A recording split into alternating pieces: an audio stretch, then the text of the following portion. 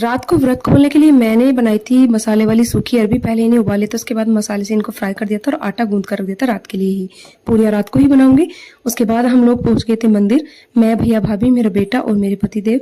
तो मंदिर में जाने के बाद हमने वहां पर बहुत ही सुंदर सुंदर झांकियां लगी हुई थी, बहुत सुंदर सुंदर नृत्य हो रहे थे। वहां पर छोटे छोटे बच्चे और बच्चियां राधिका रानी और कान्हा जी का रूप लिए हुए थे। उसके बाद मंदिर के अंदर गए हमने भोले बाबा के दर्शन किए और यहाँ पर मैंने अपने बेटे को प्रसाद दिलवाया। हम सबका व्रत था तो इसलिए हमने प्रसाद नहीं लिया। उसके बाद हम लोग आ चुके थे नंदी बाबा से आशीर्वाद लेने के लिए।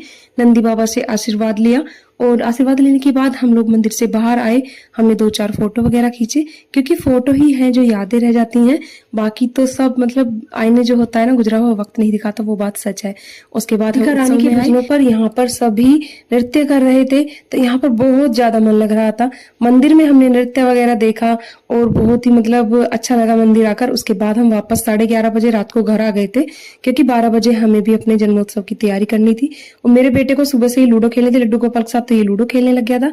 उसके बाद मैं 56 भोग वाली थाली लेकर आई भगवान जी को भोग लगाने के लिए। इसको हमने रख दिया भगवान जी के आगे। उसके बाद मेरे पति देव ने लड्डू गोपाल को नहलाया, तैयार किया और बैठा दिया झूले पर।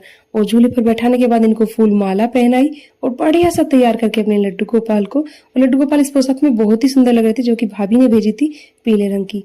तो उसके बाद हम लोगों ने आरती की। हम लोग मतलब जब 12 बजे के बाद स्नान वगैरह कराते हैं, आरती करते हैं, उसके बाद व्रत खोलते हैं। और हमारे यहाँ पर व्रत में खाना खाया जाता है। सुबह से हम लोग नमक का कुछ नहीं खाते हैं, कुछ लिक्विड ले लेते हैं, जैसे चाय, दूध, या फिर उसके साथ कोई मिठाई, मावे वाली या मेवे की पंजीरी, जो भी घर में बनती है। उसके बाद रात को हमारे यहाँ खाना खाया जाता है। उसके बाद लड्डू गोपाल को भी दर्शन कराए उनके श्रृंगार के। तो उसके बाद मैंने लड्डू गोपाल को झूला झुलाया और फिर हम सब पहुंच गए थे छत पर चांद को जल देने के लिए। चांद को देखा हमने, जल दिया। चांद मतलब घटा में था लेकिन दिखाई दे गया था थोड़ा थोड़ा। दर्शन करने के बाद चांद के हमने जल देने के बाद सबने आकर खाना खाया। मैंने गर्मा गर्म पूरियां बनाई और खाने में थी मटर पनीर की सब्जी, आलू गोभी की सब्जी और 2 तरह की अरबी, भाभी के हाथ की और मेरे हाथ की। और आलू मटर, मटर पनीर और आलू गोभी भी भाभी ने ही बनाए थे। और मैंने सबकी थाली लगाई और सब खाना खा रहे थे। सबको खिलाया पहले और सबसे बाद में।